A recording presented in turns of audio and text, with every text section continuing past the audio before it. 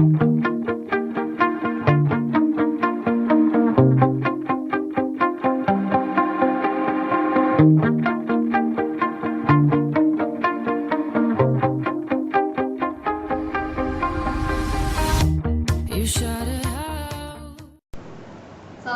warahmatullahi wabarakatuh.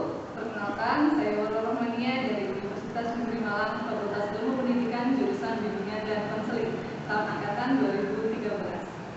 Di sini saya akan membahas tentang macam-macam desain penelitian kuantitatif. Yang pertama, saya akan menjelaskan tentang konsep dasar penelitian kuantitatif. Penelitian kuantitatif adalah penelitian yang menggunakan angka-angka, itu secara sederhana.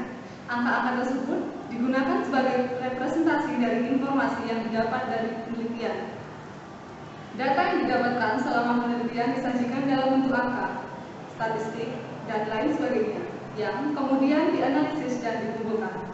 Jadi, bisa disimpulkan, penelitian kualitatif adalah penelitian yang bersifat deduktif, yakni dari khusus ke umum atau bersifat menggeneralisasi data-data yang didapatkan dari lapangan kepada sebuah kesimpulan umum. Yang kedua, ciri-ciri desain penelitian.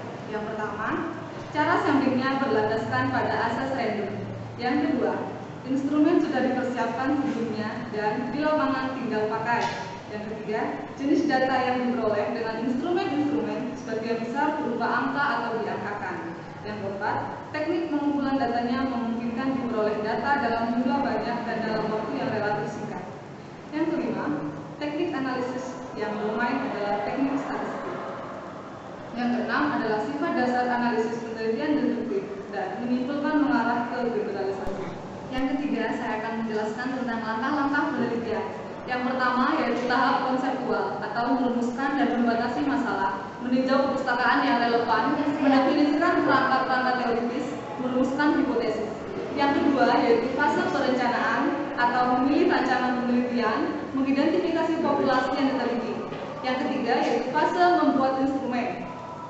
Yang keempat, fase empirik atau pengumpulan data. Yang kelima, fase analitik atau analisa penafsiran hasil. Yang keenam, fase desimentasi, mendesain laporan hasil penelitian. Selanjutnya, saya akan menjelaskan tentang penggunaan metode kuantitatif. Metode kuantitatif ini dapat digunakan apabila masalah merupakan titik tolak penelitian sudah jelas. Bila peneliti ingin mendapatkan informasi yang luas dari suatu populasi. Yang ketiga, bila ingin diketahui pengaruh treatment tertentu terhadap lain. Yang keempat, bila peneliti bermaksud menguji hipotesis penelitian. Yang kelima, bila peneliti ingin mendapatkan data yang akurat berdasarkan fenomena empirik adalah bila ingin menguji terhadap adanya keraguan-keraguan tentang validitas pengetahuan, teori, dan produk tertentu. Selanjutnya, saya akan menjelaskan tentang bentuk-bentuk desain penelitian. Yang pertama, desain survei. Survei dapat digunakan dalam penelitian yang bersifat eksploratif, deskriptif, maupun eksperimental. Mutu survei antara lain, pertama, bergantung jumlah orang yang menjadi sampel. Kedua, taraf hingga mana sampel itu representatif. Yang ketiga, tingkat kepercayaan informasi dari sampel yang diperoleh. Keuntungan dan kelemahan desain survei adalah desain survei biasanya dilibatkan sejumlah besar orang untuk mencapai generalisasi atau kesimpulan yang bersifat umum yang dapat dipertanggungjawabkan.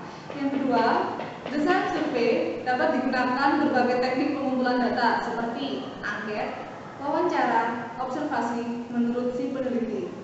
Yang ketiga, desain survei sering tampil masalah-masalah yang sebelumnya tidak pernah diketahui atau diduga. Yang keempat, desain survei penelitian dapat membenarkan atau menolak teori tertentu. Yang terakhir adalah biaya survei relatif lebih murah. Kelemahan desain survei. Yang pertama, survei biasanya meneliti pendapat atau perasaan populasi yang tidak mendalam. Pendapat populasi yang disurvei antara lain mengenai soal-soal yang mengandung unsur emosi dan politik, seperti pendapat mudah berubah-ubah dalam jangka waktu yang sangat singkat. Tidak ada jaminan bahwa angket dijawab oleh seluruh sampel. Bentuk penelitian eksperimen yang kedua adalah desain case study. Desain case study adalah bentuk penelitian yang mendalam tentang suatu aspek lingkungan sosial termasuk manusia di dalamnya.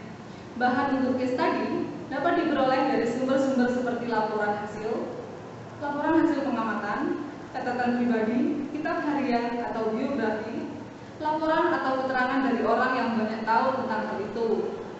Selanjutnya yaitu keuntungan desain case study.